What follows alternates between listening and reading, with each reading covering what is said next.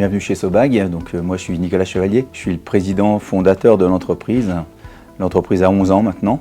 On est une PME d'un peu plus de 30 personnes spécialisée dans la fabrication d'emballages pour l'agroalimentaire, le secteur pharmaceutique, mais pas que. Nous sommes fabricants d'un déchet, ce qui est une grosse problématique pour nous puisque c'est un emballage à usage unique, grande contenance destiné pour les industries. Depuis longtemps, j'ai une forte sensibilité pour le handicap. Je suis administrateur de l'EPSMS du Vernois qui est juste à côté, donc qui comprend un ESAT, une entreprise adaptée. Donc la question du handicap pour nous c'était important, donc on a eu dès le départ beaucoup d'actions centrées autour de ça. Et puis comment permettre à des gens qui sont issus d'un milieu protégé de pouvoir venir travailler en milieu ordinaire. Donc ça on a toujours été très actifs sur ces points-là. Après aussi on a toujours travaillé sur l'égalité des chances. Pour nous un ODD très important c'est l'éducation de qualité. Alors même si on est une petite entreprise, on accueille beaucoup de stagiaires. On a 2 alternantes. On prend des gens de la 3e jusqu'à Bac+5. Et puis on essaie justement de leur donner l'envie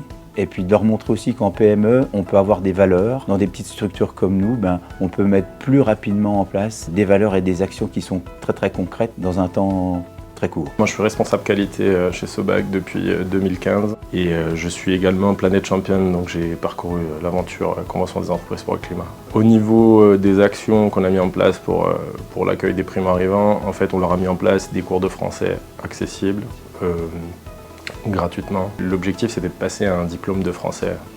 C'est plutôt très valorisant pour eux. D'un point de vue individuel, on a un des 3 qui a obtenu son diplôme il y a très peu de temps. Pour moi, ça fait partie du package quand on accueille des primo-arrivants. C'est pas juste on leur donne du travail, on leur donne une chance, comme Nicolas le disait avant. Mais il faut le voir dans sa globalité et puis leur donner l'accès à des cours de français, ça facilite leur inclusion. En fait, elles ont un tuteur, un mentor dédié qui va les accompagner pour rendre beaucoup plus simple, encore une fois, l'adaptation. On a des tutoriels vidéo pour que ça soit plus simple pour eux. C'est toujours plus visuel, donc c'est plus simple. Et après, ce qu'il faut savoir, c'est que tous nos points, tout ce qu'on met en place chez nous à l'oral, on s'aide tout le temps d'un visuel, et le visuel, on le traduit. Donc on le traduit en turc, on le traduit en espagnol. Et du coup, je trouve que c'est hyper important.